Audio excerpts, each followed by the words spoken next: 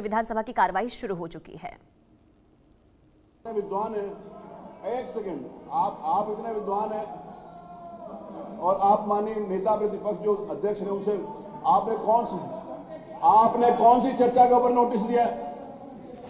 एक सेकंड, आपने कौन सी चर्चा के ऊपर नोटिस दिया है? आपने कोई नोटिस दिया नहीं और वेल में आकर कहते हो चर्चा कराइए। चलिए अपने स्थान के ऊपर चलिए, 56 दिया मैंने, इसको स्वीकार किया। चलिए चलिए चलिए चलिए चलिए चलिए आप चलो, प्लीज चलो, प्लीज चलो। अगर आप चाहते हो कि सकारात्मक चर्चा हो, आज आपने जो प्रश्न है, आप देखिए प्रश्न आप देखिए, प्रश्न चिकित्सा से संबंधित है, सारे महत्वपूर्ण विषय हैं, आयुष से संबंधित है, चिकित्सा से संबंधित है, खाद्य सुरक्षा से संबंधित है, बाल विकास से संबंधित है, सारे महत्वपूर्ण विषय हैं जिसके ऊपर प्रश्न लगे हो। आप चलो प्लीज प्लीज, कमाल भाई, माननीय नेता कैसे तक चलो चलो, माननीय नेता सदन, सॉरी माननीय नेता प्रतिपक्ष, माननीय नेता, अब चलो हो गया, आपका विषय आ गया, चलिए हो गया। माननीय शिवपाल जी बोले चले, चलो चलो हो गया सुरक्षा आप मत दो उनको, चलिए चलिए हो गया भाई, हो गया 10 मिनट हो गया, वो कर दो, चलिए प्लीज। अब मैं ऐसे ज्यादा टाइम नहीं देता हूँ, मेरे को आगे निर्णय लेने के लिए विवश होऊंगा तो फिर पीछे वापस नहीं आ पाऊंगा। चलिए प्लीज मैं आपका नियम 56 लूंगा। आप उसके ऊपर आप अपनी बात कहिएगा ना, आपको बात कहने का अवसर है, आप कहिएगा। चलिए प्लीज चलिए।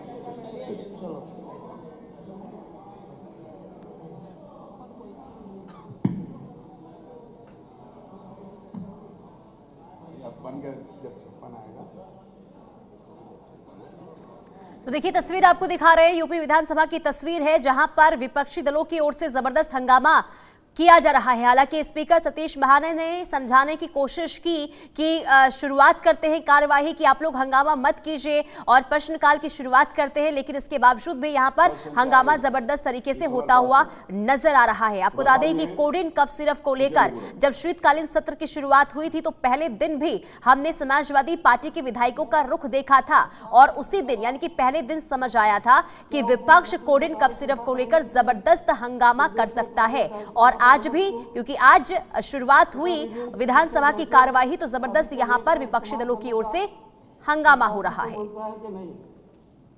बहुत शर्मनाक उत्तर दिया है मुख्यमंत्री जी ने कि नहीं, गरीबों की सरकार बताती है, ढोल पीटती है, गरीबों की, मजदूरों की सरकार है। 4-4 हजार रुपए तक परामर्श शुल्क है, 500 से लेकर 4000 तक परामर्श शुल्क है। मानवर कैसे गरीब अपना जीवन यापन करेगा? मुलायम सिंह यादव जी कहते थे कि दवाई और पढ़ाई मुफ्त होनी चाहिए, और इन्होंने कहा नहीं, मुफ्त नहीं होगी, महंगी होगी, और कहा कि आयुष्मान कार्ड है, आयुष्मान कार्ड लगा दो। मान्यवर के आयुष्मान कार्ड लगता है, परामर्श शुल्क में हमें बता दे, अगर मुख्यमंत्री जी बता दे कहीं लगा हो इनका, तो कहीं परामर्श शुल्क में नहीं लगता आयुष्मान कार्ड। ये जहां भी जाओ, जिस डॉक्टर के पास भी जाओ, वो महंगी दवाई लिखता है। 5000 का पर्चा है, 4000 का पर्चा, तो 5000 की दवाई लिखता है। कैसा गरीब आदमी अपना यापन करेगा, जीवन यापन करेगा? गरीब कैसे इलाज कराएगा? जितने डॉक्टर हैं कार्ड लगा दो। मान्यवर के आयुष्मान कार्ड लगता है, परामर्श शुल्क में हमें बता दे, अगर मुख्यमंत्री जी बता दे कहीं लगा हो इनका, तो कहीं परामर्श शुल्क में नहीं लगता आयुष्मान कार्ड। ये जहां भी जाओ, जिस डॉक्टर के पास भी जाओ, वो महंगी दवाई लिखता है। 5000 का पर्चा है, 4000 का पर्चा है, तो 5000 की दवाई लिखता है।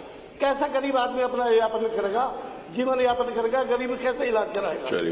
जितने डॉक्टर हैं प्रदेश में, सरकारी भी, वो भी अपने घरों पर डॉक्टर देखते हैं, और वो अस्पतालों में कहते थे कि मेरे घर पे आइए, फला जना क्लिनिक है, उसका कार्ड दे देते हैं कि जाइए मेरे घर पे आइए, मुझे दिखाइए। अब इनका ये सरकारी धंधा है, गैंग बना के धंधा करते हैं डॉक्टर लोग। सभी डॉक्टर अपने चहेते से जांच कराते हैं। अगर मैं किसी गरीब से पैसे करा लूं, मामूली आदमी से, तो नहीं, इसे नहीं मानेंगे। करानी तो वही है। मामूली आदमी तो जांच नहीं कर सकता ना, जो उसके लिए वो वही जांच करेगा। मामूली आदमी जांच करेगा, एमआरआई की क्या जांच करेगा जब तक एमआरआई मशीन नहीं होगी? करा लेंगे। कुछ लोग ऐसे हैं तो डॉक्टर ही करेगा। अस्पतालों में अपने मर रहे हैं भूखे प्यासे, न दवाई है न कुछ है। सारे अस्पतालों के अंदर जितने एमआरआई लगे हैं, मंडल स्तर पर इन्होंने लगाए, एक भी एमआरआई काम नहीं कर रहा है। मैं मुरादाबाद मंडल की बात बता रहा हूँ। एमआरआई चलाने वाला ही नहीं मिलता वहाँ, सीटी स्कैन करने वाला नहीं मिलता, और बाहर से सामने अस्पताल आपका अनुपूरक क्या समझ? और एमआरआई भी है, बाहर करा देते लोग। क्या उनसे कराइए, आधा पैसा उन पे आ जाता है। तो आप क्या इनको पता नहीं इस बात का? जब इधर बैठ जाएंगे कैसे पता चल जाएगा? हमारी तरफ आ जाएंगे तो पता चल जाएगा कि भ्रष्टाचार हो रहा। उधर बैठ के पता नहीं चलता इनको। जब आप इधर बैठे थे तब आपको नहीं पता था? मैं अस्पतालों के जरूरतमंदों को इलाज फ्री में कराया जाए, वही बात आती है। दवाई और पढ़ाई ये तो फ्री होनी चाहिए। और मैं कहना चाहूंगा माननीय मंत्री जी, कुछ शर्म करो गरीबों के हिसाब में। आपको सरकार में बैठा दिया है, उन गरीबों ने ही बैठाया है।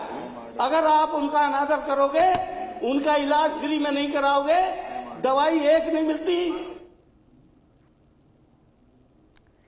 तो सरकार पर विपक्षी सांसदों विधायकों की ओर से सवाल उठाए जा रहे